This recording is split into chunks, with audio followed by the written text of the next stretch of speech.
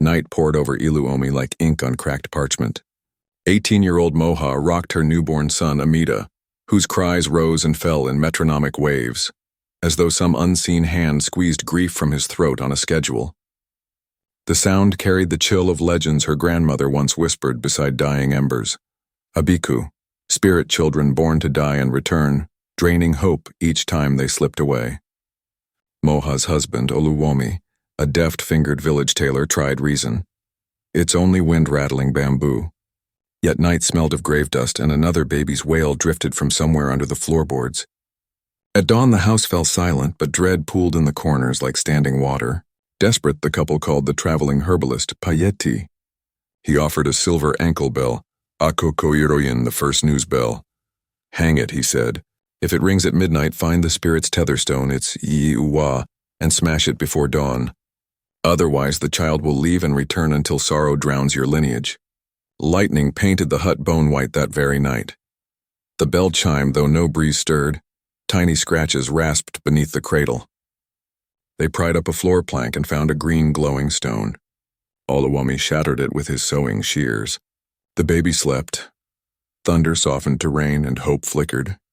7 calm nights followed. Then funeral drums tolled. Third infant lost that moon. Rumors slithered, plague, loose Abiku, or both. At dusk Moha saw her own reflection grinning back from river water. Fear spiked. Payeti heard their tale and frowned. Maybe the green rock was only a decoy. Seek the moon drummer, he urged. She alone names spirits and binds them. The drummer, an oracle who beat talking drums beneath the ancient baobab, hadn't been seen since Western plague swept the land. Still, Moha strapped Amida to her chest and trekked to the grove. Under the colossal tree sat a woman in indigo, eyes milk-white, hands coaxing heartbeat rhythms from stretched goatskin. The drummer spoke of a pact: carve the child's secret name into living iroko wood, bind it with red thread, and bar no doorway with iron.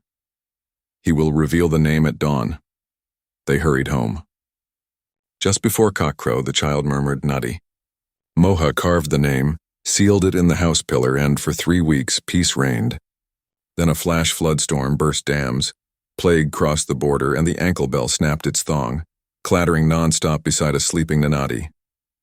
Wind slammed the front door. Dozens of unseen voices chanted, "Come with us, we dance in the hollow tree." The red thread unraveled from the hidden plank. The wood scorched Moha's hands. The floor cracked open, revealing a tunnel of writhing roots.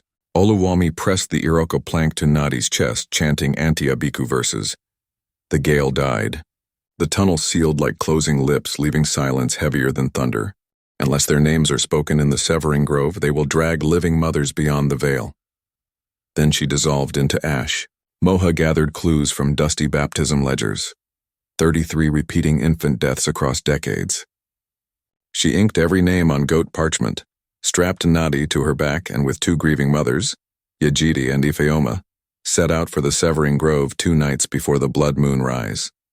The journey was a fever dream of warnings. Scarecrow effigies of plague victims lined flooded fields. Their funeral cloth fluttered like ravens' wings. They crossed the river of whispers on a rope bridge while water below murmured lost lullabies. Moha wrapped the sunstone and felt Nadi's fever ease. There the legion appeared. 33 translucent children, anklets chiming, led by tall, hollow-eyed Akanbi. "Trade us the sunstone," he hissed. "We will spare your sons." Moha refused. It aimed to devour the sunstone's life force and reincarnate the legion. Moha lashed a shard of the moon drummer's broken drumskin onto the iroko plank, turning it into a tiny talking drum. She beat an ancient lullaby, the rhythm of belonging. The maw wavered, some spirits mouthed the tune, remembering love. But Akanbi roared, binding them back. Yejid and Ifeoma flung lantern fire and red morning threads, slicing shadow tendrils. Still the maw advanced. With no choice, Moha slammed the sunstone onto bare earth.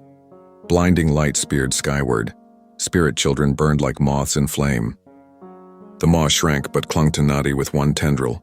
"Give him," it hissed. Moha instead offered song. "If you yearn for life, live by its law. Give what you take, love what you keep, leave when called." The chant blossomed. Spirits let go, rising as star-like motes toward the blush-red moon, choosing the sky as their new anchor. The maw evaporated. Only Akanbi lingered, weeping sparks. "We have no mothers," he whispered. Moha's heart shattered. She beat the drum once more, promising remembrance. Akanbi's form faded, voice echoing. "One debt remains, heartbeat mother." Nadi's eyes turned whiteless again.